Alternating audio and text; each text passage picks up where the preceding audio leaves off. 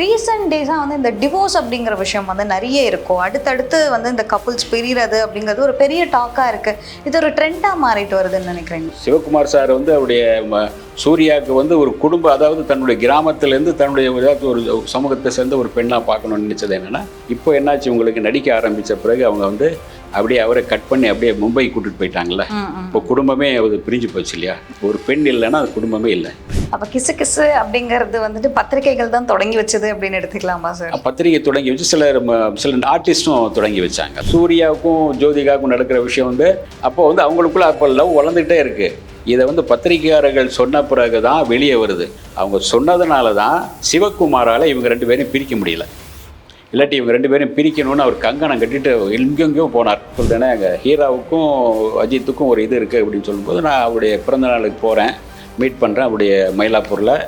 அப்போது வந்து ஹீரா வந்துருந்தான், கைக்குலுக்கி பேசிகிட்டே, ரொம்ப நேரம் கைக்குலுக்கி பேசிகிட்டே இருந்தாங்க. சினிமாவில் நடிக்க வர்றேன், என்னை பற்றி கொஞ்சம் நல்லா எழுதுங்கண்ணே, அப்போ தான் நான் கொஞ்சம் பப்ளிசிட்டி வரணும், அப்போ தான் படங்களில் பண்ணணும். எதுக்கு நீங்கள் அப்படின்னு சரிம்மா நடிக்க சினிமாவில் நடிக்க வந்து அட்ஜஸ்ட் பண்ண சொல்லுவோம். அட்ஜஸ்ட் பண்ணுறதுல என்னென்ன தப்பு அப்படின்னாங்க. நான் அப்படியே தான் டைட்டில் வச்சேன். இது விஷயத்த நான் சொன்னால் நான் ரொம்ப தைரியமான ஒரு பர்சனாக வெளியில் என்னை பார்ப்பாங்களோ அப்படிங்கிற ஒரு பிம்பத்தில் அவங்க சொல்லிடுறாங்க. பட் ஆனால் அது அவங்களுக்கே திரும்புகிற மாதிரி இல்லையா? இல்லைங்க, இப்போ எல்லாமே வந்து வியாபாரம், எல்லாத்துக்கும் ஒரு பிஸ்னஸ், எல்லாத்துக்கும் ஒரு விலை வந்து விட்டது. இதுக்கு ஒரு விலை, அதுக்கு ஒரு விலைன்னு வந்தாச்சு. சம்பளம் எவ்வளோ, இதற்கான விலை எவ்வளவு, இதுக்கான விலை எவ்வளவு, இந்த ரூம், இந்த ஹோட்டல் இத்தனாம் தேதி அப்படின்னு எல்லாமே வந்தாச்சு. வணக்கம் சார். வணக்கம். எப்படி இருக்கீங்க? நல்லா இருக்கேன்.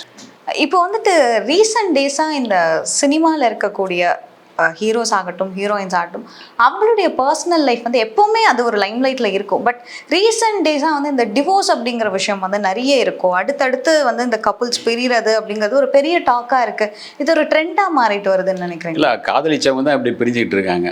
தனுஷ் இவங்க ரெண்டு பேரும் காதலிச்சாங்க, அவங்க பிரிஞ்சாச்சு, பிரிய போகிறாங்க. ஒரு 6 மாதம் நம்ம கொடுத்துருக்காங்கன்னு நினைக்கிறேன் அவங்களுக்கு அவகாசம்.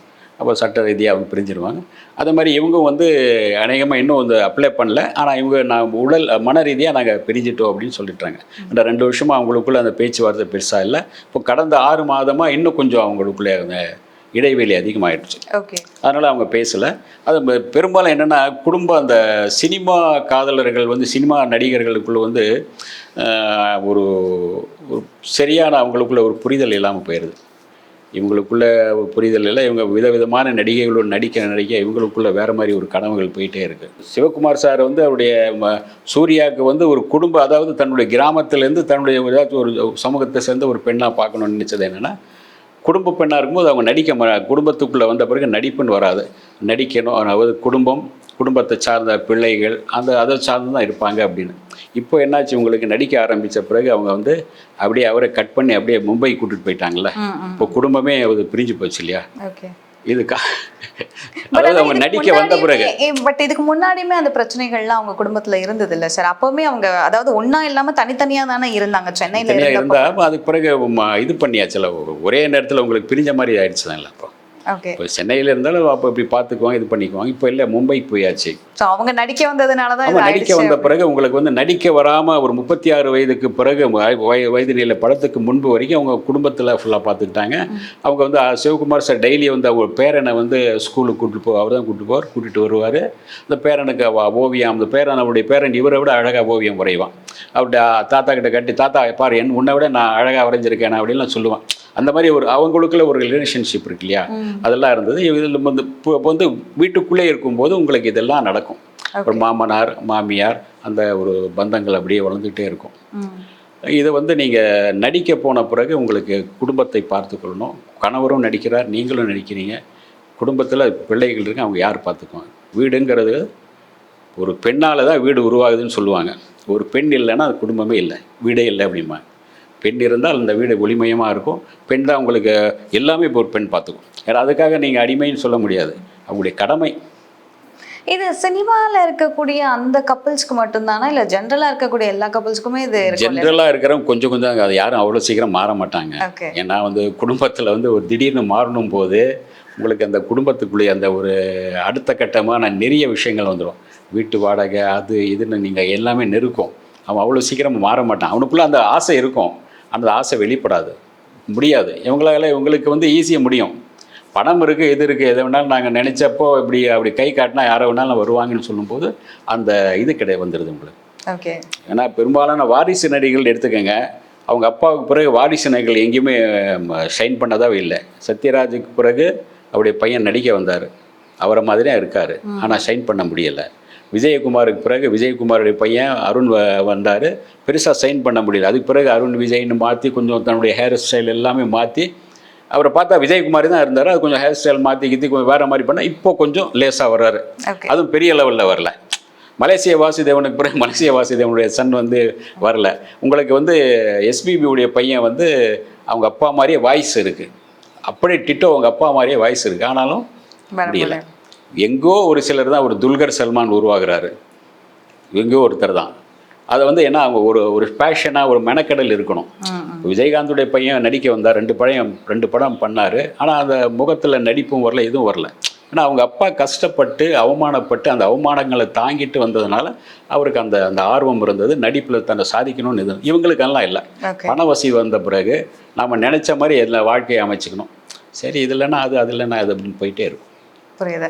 ஆனால் இப்போ நான் சொல்கிற மாதிரி இந்த டிவோர்ஸ் அப்படின்னு வரும்போது இந்த நிறைய டாக்ஸ் வருது இல்லையா? சரி, ஆல்ரெடி அவங்களே ஏதோ ஒரு ஈகோ கிளாஷோ ஏதோ ஒரு மன வருத்தத்தில் இருப்பாங்க. ஓகே, இந்த ஒரு டெசிஷன் நம்ம எடுக்கணும் அப்படின்னு அவங்க யோசிக்க முடிவுக்கு வர்றதுக்கே அவங்களுக்கே ரொம்ப டைம் எடுத்திருக்கும்.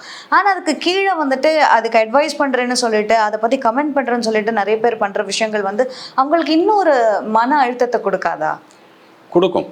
கொடுக்காம இருக்காது. ஆனால் இவங்க ஏற்றுக்கிற மனநிலை இருக்க மாட்டாங்க. ஓகே, கொடுக்க தான் செய்கிறாங்க, சில பேர் அட்வைஸ் பண்ண தான் செய்கிறாங்க. இப்போ ரஜினி சாருடைய அந்த இதில் ரஜினி சார் எவ்வளோ அட்வைஸ் பண்ணார், ஒரு பக்கத்தில் அவர் கேட்டுக்கிட்டார், இவங்க கேட்டுக்கல. இல்லை, நான் அவர் கூட வாழ விரும்பலைன்னு அவங்க சொல்லிட்டாங்க. அதே மாதிரி இந்த இடத்துல எங்களுக்கு ரஹ்மான் சார் கொஞ்சம் கூப்பிட்டு கொஞ்சம் அட்வைஸ் பண்ணியிருக்காரு, அது முடியல.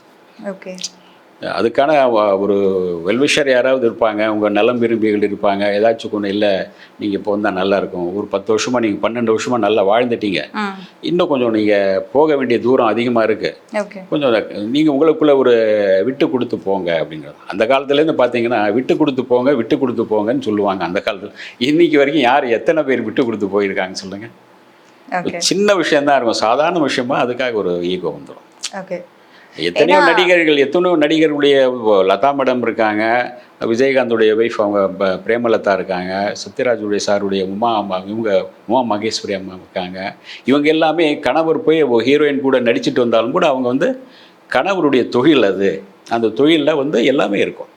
தொழில்னா அந்த தொழிலை கட்டி பிடிக்கிறது, காதலிக்கிறது, சண்டை போடுறது, இது எல்லாமே இருக்கிறோம். அது ஒரு தொழில், அதை நம்ம அது ஒரு தொழிலாக தான் பார்க்கணும் அப்படின்னு சொல்லும்போது அவங்க அப்படியே அந்த குடும்பத்தை அப்படியே மெயின்டைன் பண்ணி போவாங்க. ஓகே, ஸோ ப்ரொஃபஷனை ப்ரொஃபஷனாக வச்சுட்டு பர்சனல் லைஃப் அதிலிருந்து ஒதுக்கி வைக்கணும். ஸோ இது ரெண்டுத்தையும் மிக்ஸ் பண்ணும்போது இந்த மாதிரியான விஷயங்கள் நிறைய. சில பேர் பார்த்தீங்கன்னா அந்த வீட்டுக்குள்ளே சினிமா பற்றி பேசவே மாட்டாங்க. ஓகே, சினிமா பற்றி வேற ஏதாச்சும் பேசிட்டு இருப்பாங்க. ஒரு சிலருக்கு பிடிக்காது. அந்த ரஞ்சிதா இருந்தாங்க பாருங்கள், அந்த ரஞ்சிதா நடிகை ரஞ்சிதா, அந்த நம்ம நித்யானந்தா ரஞ்சிதா கூட அவங்க கூட அவங்க சினிமாவை தவிர நீங்கள் வேறு விஷயம் பேசினா நல்லா ஹாப்பியாக இருப்பாங்க. பொலிட்டிக்கல் பேசணுமா, வேறு ஏதாச்சும் பேசணுமா, அது நல்லா ஜாலியாக பேசுவாங்க. சினிமா சார் போர் அடிக்குது சார், அதே பற்றி ஏன் சார் அதிகமாக கேட்குறீங்க கேள்விகள் அப்படிம்பாங்க.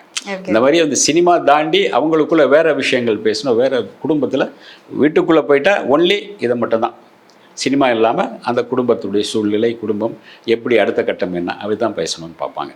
ஓகே, இப்போ சினிமா அப்படின்னு வரும்போது சார், இந்த இண்டஸ்ட்ரியில் இருக்கக்கூடிய ஹீரோவாக இருக்கட்டும் ஹீரோயினாக இருக்கட்டும், நான் முதல்ல சொன்ன மாதிரி அவங்களுடைய பர்சனல் லைஃப் எப்போவுமே லைம் லைட்டில் இருந்துகிட்டே இருக்குது. அவங்களா ஒரு விஷயம் சொல்கிறாங்களோ இல்லையோ, அவங்க எங்கேயாவது வெளியில் போனாலும் அதை பற்றினா ஏதாவது ஒரு நியூஸு, இல்லை அவங்க ஃபேமிலி மெம்பர்ஸ் யாருன்னு கூட வெளியில் பார்த்துருக்க மாட்டாங்க அதிகமாக. ஆனால் அவங்களுடைய ஃபேமிலியை பற்றி பேசுகிறதுன்னு ஒரு விஷயம் இருக்குல்ல, தேவையில்லாமல் அவங்களுடைய பர்சனல் லைஃப்பில் நிறைய தலையிடல்கள் இருக்கோ அப்படின்னு ஒரு விஷயம் இருக்குது. இல்லை, நீங்கள் ஒரு சினிமா பர்சனாலிட்டி இருக்கும்போது தான் நீங்கள் உடனே எல்லா மீடியாவிலையும் உடனே பேச முடியும், உடனே அது கிளிக் ஆயிடுது. ஒரு சாதாரண குப்பனும் சுப்பனும் லைஃப்பில் நிறைய நடக்குது. இந்த மாதிரி அடுத்த ஒரு பொண்டாட்டி இருக்கும்போது இன்னொரு பொண்டாட்டியை கூண்டு அதே ஒரே வீட்டில் வாழ ஆட்களும் இன்றைக்கி இருக்காங்க. சண்டை போடுவாங்க, குடிப்பாங்க, அடிப்பாங்க, உதைப்பாங்க, மறுபடியும் அந்த அம்மா போயிட்டு மறுபடியும் அதே வீட்டில் இருக்கும். இது யாருக்குமே தெரியாது. இது எல்லோருமே கண்ணாடி வீட்டுக்குள்ளே இவங்க இருக்காங்க. எந்த பக்கம் பார்த்தாலும் இவங்க என்ன பண்ணுறாங்கன்னு தெரிஞ்சிருது. இன்றைக்கி உங்களுக்கு அன்றைக்கி அந்த காலத்தில் உங்களுக்கு அந்த அளவுக்கு பத்திரிக்கை மட்டும்தான் இருந்தது. வாரத்துக்கு ஒரு முறை தான் ஏதாச்சும் ஒரு கிசுன்னு வாரத்துக்கு ஒரு முறை ஏதாச்சும் ஒரு வார பத்திரிகையில் வரும். அல்லது டெய்லி பத்திரிகையில் எப்போச்சும், அதாவது திங்கட்கிழமை செவ்வாய்க்கிழமை தான், செவ்வாய்க்கிழமை மட்டும்தான் தினத்தந்தியில் கிசு போடுவாங்க. ஓகே. மற்ற நேரங்களில் உங்களுக்கு கிசு தெரியாது. இன்றைக்கி வந்து உங்களுக்கு ஃபோன்லேயே வந்துச்சு, எல்லாமே வந்தாச்சு. ஃபோனில் அவன் பார்க்குறான், அவன் தான் நீதிபதியாக இருக்கான், அவன் தான் தீர்ப்பு எழுதக்கூடியவனாக இருக்கான், அவன் தான் வந்து அவன் நல்லவன் சொல்கிறான், கெட்டவன் அவனன்னு சொல்கிறான். அவனே வந்து இதெல்லாம் ஏயா பேசுகிறீங்க நீங்கள் அப்படின்னு சொல்லிட்டு அவங்க தான் சொல்கிறாங்க. நம்மளை நாங்கள் வேணும்னு பேசலை, அவங்க அந்த சரியான நெறியில் நல்லா இருந்தாங்கன்னா நாங்கள் அவங்கள பற்றி யாரும் தப்பாக பேசவும் போகிறதில்ல. அப்போ கிசு அப்படிங்கிறது வந்துட்டு பத்திரிகைகள் தான் தொடங்கி வச்சது அப்படின்னு எடுத்துக்கலாமா சார்? பத்திரிகை தொடங்கி வச்சு சில ஆர்டிஸ்ட்டும் தொடங்கி வச்சாங்க அது. ஓகே. ஏன்னா அவங்களுக்கு ஒரு பப்ளிசிட்டி தேவை.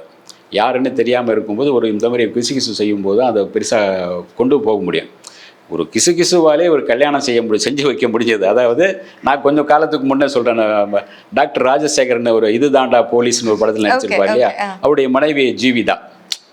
அவங்களுக்குள்ள ஒரு லவ்வே கிடையாது. அவங்க வந்து சும்மா 2-3 படத்தில் சேர்ந்து நடித்தாங்க. 2 பேரும் லவ் பண்ணுறாங்க அப்படின்னு ஒரு பத்திரிகை, ஒரு பிஆர்ஓ கிளப்பி விட அதை வந்து பத்திரிகையாளர்கள் எழுத பெருசாக போயிட்டு அப்புறம் கல்யாணம் பண்ணிட்டாங்க. அவங்க வெறும் அந்த கிசு தான். அது கிசு வந்து அப்படியே வளருது. அப்போ சரிங்க ஆமாங்க நாங்கள் கல்யாணம் பண்ணிக்க போகிறோம் அப்படின்னு போய் கல்யாணம் பண்ணிட்டாங்க. அவங்களுக்குள்ள காதலே வரல. அதை இவங்களா காதலை உருவாக்கி இதானது. அப்புறம் சூர்யாவுக்கும் ஜோதிகாவுக்கும் நடக்கிற விஷயம் வந்து முதல்ல யாருமே முதல் படத்துலேருந்து இவங்களுக்குள்ள ஒரு லவ் இருக்குது, அது ஓடிட்டே இருக்குது. ஏன்னா ஒவ்வொரு படம் சமயத்தில் இவங்க அவுடோர் போகும்போது அந்த டான்ஸ் மாஸ்டர் அல்லது முக்கியமான கூப்பிட்டு, அக்கா ஜாக்கிரதையாக பார்த்துங்க, உங்களை நம்பி தான் விடுறேன் அப்படிங்கிற மாதிரி அவர் பேசியிருப்பார். ஓகே. அப்போ வந்து அவங்களுக்குள்ள அப்போ லவ் வளர்ந்துக்கிட்டே இருக்குது. இதை வந்து பத்திரிகையாளர்கள் சொன்ன பிறகு தான் வெளியே வருது. அப்பவும் பத்திரிகையாளர்களை கூப்பிட்டு கண்ணா பின்னான்னு திட்டினார், அசிங்கமாக திட்டினார். அவங்க சொன்னதுனால தான் சிவகுமாரால் இவங்க 2 பேரையும் பிரிக்க முடியல. இல்லாட்டி இவங்க 2 பேரையும் பிரிக்கணும்னு அவர் கங்கணம் கட்டிட்டு எங்கெங்கேயோ போனார், முடியலை. அதாவது பத்திரிகையாளர்கள் செய்கிறது சிலது நல்லது உண்டு.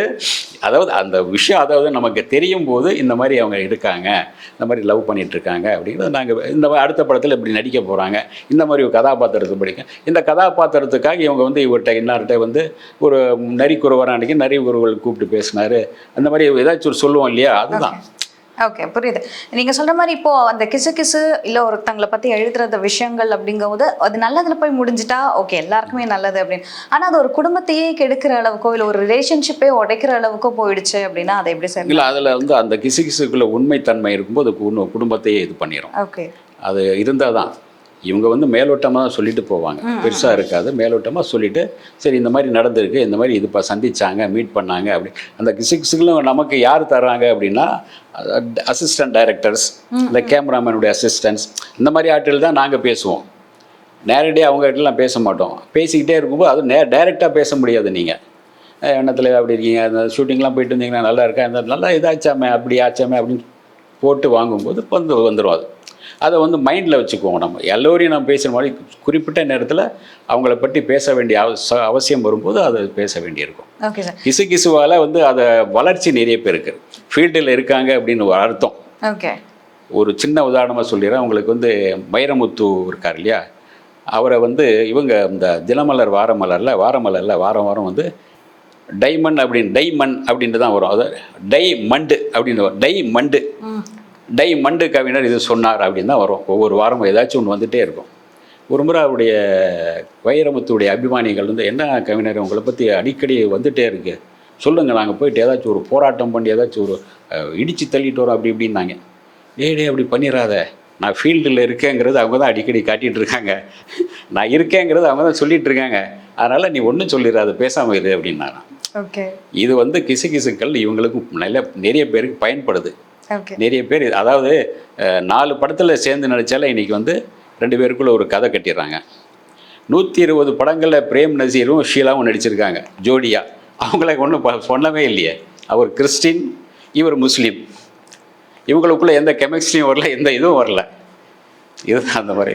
Okay sir. ஏன்னா இப்போ கிசு அப்படிங்கிறது ஓகே, அந்த கிசு வந்து ஒரு லெவலுக்கு மேல போகும்போது அது கொஞ்சம் அருவருக்கத்தக்க விஷயங்கள் வந்துட்டு பேசுற மாதிரி இருக்கு. ஃபார் எக்ஸாம்பிள் சொல்லணும்னா ஒரு சில யூடியூபர்ஸ் இப்பவும் உங்களுக்கு தெரியும், நான் பேர் சொல்ல வேண்டிய அவசியம் இல்லை. அவரை பத்தி தான் ஒருத்தருக்கு ஒரு அம்மா கழுவி ஊத்திருக்காங்க, சாபம் எல்லாம் கொடுத்துருக்காங்க. அது வந்துட்டு என்னன்னா அது காசிப்பையும் தாண்டி ஒருத்தவங்களுடைய பேரையே வந்து டார்னிஷ் பண்ற அளவுக்கு, அவங்க பேரை கெடுத்து அந்த கெரியரை ஸ்பாயில் பண்ற அளவுக்கு போகுது இல்லையா? சில பேர் அது குறிப்பா பெண்கள் ஹீரோயின்ஸை பத்தி வந்துட்டு ஒரு விஷயங்கள் நடக்குது அப்படிங்கும்போது உண்மையிலேயே நம்ம அந்த இண்டஸ்ட்ரியில இருக்கோம், அது நடக்கக்கூடாதுன்னு நினைச்சுன்னா அவங்களுக்கு உதவி நம்ம பண்ணியிருந்திருக்கணும். அது நடந்திருந்தாலுமே வந்துட்டு அதை வெளியில சொல்ல வேண்டிய அவசியம் கிடையாது. ஆனா இவர் பேர் குறிப்பிட்டு இந்த மாதிரி அந்த மாதிரி இவங்க அவங்கன்னு சொல்லும்போது அது அவங்களுடைய குடும்பத்தையே ஸ்பாயில் பண்ணிடுது இல்லையா? இல்லை, அது எல்லோருமே அது பேசுறது கிடையாது. குறிப்பிட்ட நீங்கள் சொல்கிற அது குறிப்பிட்ட ஒரு சிலர் தான் அது பேசுகிறாங்க.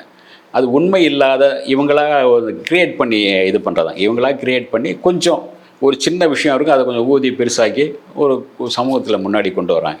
அது எல்லோருமே இந்த மாதிரி கிசு எழுதுறதே கிடையாது. ரொம்ப சாதாரணமாக தான் எழுதிட்டு போவாங்க. ஒரு சின்ன விஷயமா தான், அதிகம் ரொம்ப எழுத்துட்டு போக மாட்டாங்க.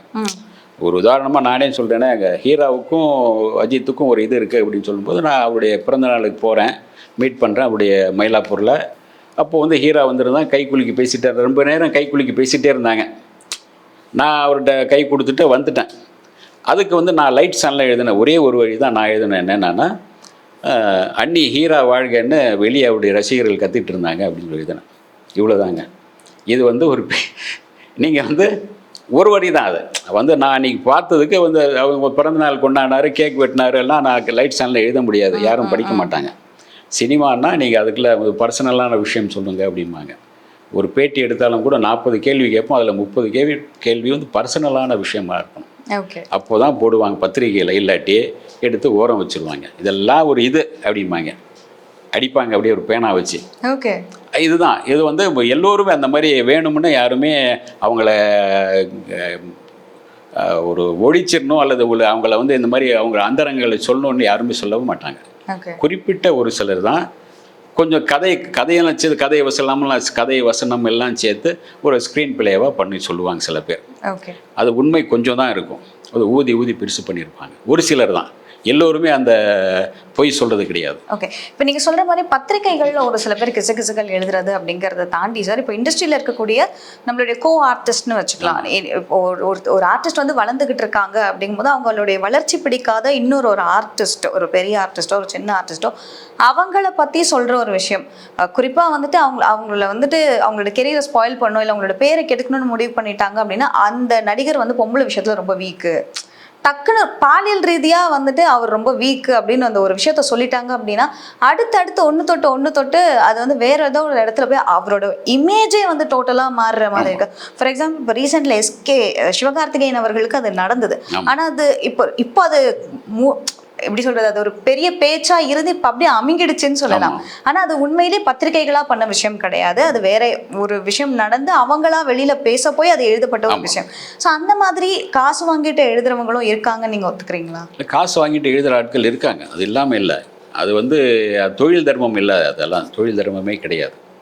ஒரு சிலர் பேர் வந்து உங்களுக்கு உண்மையான ஒரு நியூஸ் இருக்குன்னா அதை கேட்டு வாங்குவாங்க. அது யார் சொன்னாங்கன்னு சொல்லவும் மாட்டாங்க, எழுதவே மாட்டாங்க. அது வந்து அதை பற்றி சொல்லவே மாட்டாங்க. நாட்டாமை ஷூட்டிங் வந்து இதில் பண்ணாரி கோயிலில் எடுத்துகிட்டு இருந்தேன். அன்றைக்கி வந்து நான் ஒரு பத்திரிகை கேள்வி பதிலுக்காக சரத்குமார் போயிருந்தேன். அப்போ வந்து பேசிகிட்டு இருந்தோம், மீனா வந்து என்னை முறைச்சி பார்த்துட்டு போனாங்க. குஷ்புக்கிட்ட ஏதோ சொன்னாங்க கிசு. அதுக்கு பிறகு போயிட்டு என்ன முறைச்சி பார்க்குறாங்க தலைவா அப்படின்னு அவர் கூப்பிட்டு கேட்டார். இவர் தான் வண்ணத்திரையில் என்னை பற்றி காசிப் எழுதினேன். என்னென்னா, குஷ்பு வந்து அவங்க கன்னத்தில், மீனா கன்னத்தில் முத்தம் விட்டவுடனே உடனே அவங்க அம்மா வந்து அழிச்சிட்டாங்க, இது என்ன எச்சி பட்டிட்டு அப்படின்னு இது பண்ணிட்டாங்க அப்படிங்கிற மாதிரி அந்த ஒரு சின்ன பிட்டு. இது எழுதினது இவர் தான். இல்லை நான் எழுதலைங்க, இல்லை இவர் தான் எழுதினார், வண்ணத்திரையிலேருந்து நான் வந்திருக்கேன் அப்படின்னா நான் தான். அதில் பல பேர் எழுதியிருப்பாங்க, எழுதினது யாருன்னு எனக்கு தெரியும். அந்த பேர் பார்த்தா புனை பேர் வச்சுருப்பாங்க, இந்த பேரில் எழுதுறது யார் அப்படின்னு எனக்கு தெரியும். அதை நான் சொல்ல முடியாது அங்கே, அது ஒரு பத்திரிகை தர்மம் கிடையாது, அது சொல்ல முடியாது, அது நான் இல்லைங்க அப்படின்னு. அதுக்கு பிறகு மீனாவுக்கும் எனக்கும் அந்த படத்துலேருந்து ஒரு 3 மாதம் வரைக்கும் பேச்சுவார்த்தை இல்லைன்னு வைங்க. அடுக்கடுக்கு பார்த்தாலும் ஹாய் அப்படிமா அந்த ஹாய் எல்லாம் வரல. அதுக்கு பிறகு மருமகன் ஷூட்டிங்கில் கார்த்திக் என்னை இன்ட்ரடியூஸ் பண்ணுறாரு, நல்ல ஜென்டில்மேன் வருது அப்படின்றாரு. என்னை பற்றி கொஞ்சம் போயின்னு சொல்ல மட்டும் மறுபடியும் ஹாய் அப்படின்றாங்க. மறுபடியும் எங்களுக்குள்ளே பேச்சு வருது. ஒரு சின்ன விஷயம் வேறொருத்தர் பண்ணியிருப்பார், நாம் மாட்டியிருப்போம். அந்த மாதிரி குமுதத்தில் என் நண்பர் ஒருத்தர் கிசு எழுதியிருப்பார், நான் மாட்டியிருப்பேன். நான் இல்லைங்க அவர் தான் எழுதினார் அப்படின்பா, நான் அங்கே போயிருக்கும்போது நான் மாட்டியிருப்பேன். இப்படி தான் ஓகே. ஒரு சிலர் வந்து அதை வந்து கொஞ்சம் ஊதி பெருசாக்குவாங்க, ஒரு சிலர் நடந்த விஷயத்த கொஞ்சம் மாற்றி கூட்டி எழுதுவாங்க. ஓகே. அதுக்காக கேஸ் எல்லாம் போட்டதெல்லாம் உண்டு, நிறைய கேஸ் போட்டு சந்திச்சிருக்காங்க நிறைய பேர். மன்னிப்பெல்லாம் கேட்டிருப்பாங்க, தவற வருத்தத்தை தெரிவித்துக் கொள்கிறோம்லாம் சொல்லியிருப்பாங்க. ஒரு சிலர் காசுக்காக இல்லை, இந்த மாதிரி இந்த யாராவது உடைய தலைவர் அவரை பற்றி கொஞ்சம் அப்படி சொல்லுங்களா சொல்லிடுவோம், ஏன்னா இவங்களுக்கு படியலை, இவங்களுக்கு கட்டுப்படலைன்னு சொல்லும்போது அதை அந்த மாதிரி கிளப்புற ஆட்களும் இருக்காங்க. அதே மாதிரி சார், இப்போ பத்திரிகைகளையும் தாண்டி வந்து ஆர்டிஸ்ட், அந்த ஆர்டிஸ்டே வந்து ஒரு பப்ளிசிட்டிக்காக இப்போல்லாம் வந்துட்டு குட் பப்ளிசிட்டி இல்லை, இப்போ வந்து பேட் பப்ளிசிட்டியே பப்ளிசிட்டி தான். அதுதான் இன்னும் ரீச் ஆகுது. ஒரு சினிமா நடிகையை பற்றி நீங்கள் பாராட்டி பேசினாலும் திட்டி பேசினாலும் அவங்க எல்லா மக்கள் மத்தியில் போயிடுது. அது வந்து ப்ளஸ்ஸாக அவங்களுக்கு ப்ளஸ்ஸாகவும் இருக்கும், மைனஸாகவும் இருக்கும். ப்ளஸ்ஸாக பயன்படுத்தி ப்ளஸ்ஸாக மாற்றிக்குவாங்க சில பேர். ஓகே. அது வந்து நீங்கள் சொன்னீங்கல்ல எஸ்கே, அது வந்து மைனஸாக இருந்து இப்போ கொஞ்சம் லேசாக மாறி வேறு மாதிரி போயிட்டுருக்கு. ஏன்னா அடுத்த விஷயங்கள் வரும்போது, அதான் ஜட்டி கழுவும் போது ஒரு பிரச்சனை வந்தால் அடுத்த பிரச்சனை இந்த பிரச்சனை மறந்து போயிடும். அதான் அந்த பிரச்சனைகள் வேறு வரும்போது மறந்து போய் அதுக்கான இவங்க வந்து நான் அப்படி சொல்லவே இல்லை அப்படிம்பாங்க, ஆனால் அவங்க சொல்லியிருப்பாங்க. ஓகே. என்கிட்டே நிறைய பேர் இந்த மாதிரி சொல்லியிருக்காங்க. அந்த உங்ககிட்ட சொன்னேன்னா என்ன தெரியல, அந்த இவங்க பூனைக்கண் இவங்க புவனேஸ்வரி சொல்லியிருந்தாங்க, சினிமாவில் நடிக்க வர்றேன், என்னை பற்றி கொஞ்சம் நல்லா எழுதுங்கண்ணே, அப்போ தான் நான் கொஞ்சம் பப்ளிசிட்டி வரணும், அப்போ தான் படங்களில் பண்ணணும், எழுதுக்கு நீங்கள் அப்படியே இல்லை. சரிம்மா, சினிமாவில் நடிக்க வந்து அட்ஜஸ்ட் பண்ண சொல்லும், அட்ஜஸ்ட் பண்ணுறதுல என்னென்ன தப்பு அப்படின்னாங்க. நான் அப்படியே தான் டைட்டில் வச்சேன். அதை வந்து குங்குமத்தில் வச்சா எதில் பேசுவாங்க, அட்ஜஸ்ட் செய்வதில் என்ன தப்பு, நடிகை சொல்கிறார் அப்படின்னாங்க. ஓவர் நைட்டில் அவங்களுக்கு 19 சீரியலில் புக் ஆனாங்க. அவங்க ஓப்பனாக சொல்லிட்டதுனால 19 சீரியலில் புக் ஆனாங்க. அதுக்கு பிறகு மற்ற பத்திரிகைக்காரன் கேட்கும்போது, நான் மற்ற நடிகைகள் கேட்டுருங்க, அதை நான் சொல்லவே இல்லை, அவர் மாற்றி சொல்லிட்டாரு, மாற்றி எழுதியிருக்காரு அப்படி இப்படின்னாங்க. அந்த நடிகைகள் சம்மந்தப்பட்டவங்க என்கிட்ட கேட்டாங்க இந்த மாதிரி, இல்லைங்க சொல்லியிருக்காங்க அப்படின்னு. அடுத்து அவங்களே நான் சொல்லவே இல்லை, டேப் ரெக்கார்ட் இருக்குது, ஆன் பண்ணட்டுமா அப்படின்னு. இல்லை அது இல்லை அப்படின்னாங்க. அவங்களே சொல்லிடுவாங்க, அவங்களே நான் சொல்லலை அப்படிம்பாங்க. இதெல்லாம் உண்டு. ஸோ அதுதான் அதே என்ன பப்ளிசிட்டியாக இருந்தாலும் பப்ளிசிட்டி கிடைச்சா போதும், அது ஒரு ப்ரொமோஷன் அப்படின்னு இப்போ நிறைய பேர் நீங்கள் இந்த வார்த்தையில் நீங்கள் 19 படம் வந்துருச்சுல்ல, வேறு யார்கிட்ட வந்திருக்குமா உங்களுக்கு? 19 சீரியல் வந்திருக்காதுல்ல, அது லைஃப் லாங் ஒரு 4 வருஷம் ஓட்டலாம்ல, உங்களுக்கு மிகப்பெரிய செல்வம் காசு வந்துருக்கும்ல. இந்த ஒரு வார்த்தை நான் எழுதினதன் மூலமாக, அந்த தலைப்பு வச்சதன் மூலமாக, அந்த இதில் சொன்னதன் மூலமாக அவங்களுக்கு பப்ளிசிட்டி. Okay sir. இந்த விஷயம் நான் ஏன் கேட்குறேன் அப்படின்னா, இப்போ நீங்கள் சொன்ன மாதிரி அந்த நடிகை வந்து அப்படியே ஓப்பனாக சொல்லியிருக்காங்க அப்படின்ற போது, இப்போ வந்துட்டு ஒரு சில நடிகைகள் வந்துட்டு அஃப்கோர்ஸ் என்னை அப்ரோச் பண்ணாங்க, அஃப்கோர்ஸ் என்கிட்ட மிஸ்பிஹேவ் பண்ணாங்க அப்படிங்கிறது, அதையே வந்துட்டு ஓப்பனாக, அதாவது இந்த விஷயத்த நான் சொன்னால் நான் ரொம்ப தைரியமான ஒரு பர்சனாக வெளியில் என்னை பார்ப்பாங்களோ அப்படிங்கிற ஒரு பிம்பத்தில் அவங்க சொல்லிடுறாங்க. பட் ஆனால் அது அவங்களுக்கே திரும்புகிற மாதிரி இல்லையா? இல்லைங்க, இப்போ எல்லாமே வந்து வியாபாரம், எல்லாத்துக்கும் ஒரு பிஸ்னஸ், எல்லாத்துக்கும் ஒரு விலை வந்து விட்டது. இதுக்கு ஒரு விலை, அதற்கு ஒரு விலைன்னு வந்தாச்சு. சம்பளம் எவ்வளோ, இதற்கான விலை எவ்வளவு, இதுக்கான விலை எவ்வளவு, இந்த ரூம் இந்த ஹோட்டல் இத்தனாம் தேதி அப்படின்னு எல்லாமே வந்தாச்சு. ஓகே. அப்போ வந்து நீங்கள் இதெல்லாம் வெளிப்படையாக பேசுகிறது இதில் என்ன இருக்குது, நீங்கள் சொல்கிறதுல எல்லாமே எல்லாத்துக்கும் ஒரு விலை நிர்ணயம் பண்ணியாச்சுல்ல. இந்த பிஸ்னஸாக வந்தாச்சு. பிஸ்னஸாக எடுத்துக்கிட்டிங்கன்னா இதுக்கு இவ்வளோ விலை, இதுக்கு இவ்வளோ விலைன்னு சொல்லும்போது நீங்கள் ஓகே. ஸோ இப்போ எல்லாமே பிஸ்னஸ் தான், பப்ளிசிட்டி முதல் கொண்டு அவங்களுடைய ப்ரொமோஷன் எல்லாமே பிஸ்னஸ் ஆயிடுச்சு. ஸோ அதுதான் வந்துட்டு இப்போ அவங்களுடைய இந்த பிஸ்னஸ் தான் அவங்களுடைய பர்சனல் லைஃப்க்கும் ஒரு பெரிய பிரச்சனையாக இருக்குது. அதெல்லாம் இப்போ கிடையாதுங்க. அதாவது கண்ணதாசன் சொல்லுவார், சினிமா பணம் அதிகமாக இருந்தால் உன்னை பற்றி எவனும் பேச மாட்டான், பணம் இல்லைன்னா தான் உன்னை பற்றி பேசுவான் அப்படின்பார். பணம் வந்துருச்சுன்னா எல்லோரும் நீங்கள் தான் ஓனர், நீங்கள் தான் பெரிய மனிதர், அந்த ஊர்லேயே பெரிய மிட்டா மிராசு லொட்டு லொஸ்குன்னு போயிட்டே இருக்கலாம் பணம் இருந்தால். இல்லைன்னா அவன் அப்படி ஏதாச்சும் ஒரு இது வரும். புரியுது. அதுதான் பணம் வந்துருச்சுன்னா இங்கே அதை பற்றி நீங்கள் யாருமே பெருசாக எடுத்துக்க மாட்டாங்க, அது போயிட்டே இருப்பாங்க, டேக் இட் ஈஸி அப்படின்னு. Okay sir. ஸோ இன்னைக்கு நேர்காணலில் கலந்துக்கிட்டு நிறைய விஷயங்களை பார்க்குறதுக்கு நீங்கள் ரொம்ப நன்றி சபிதா ஜோசப் சார்.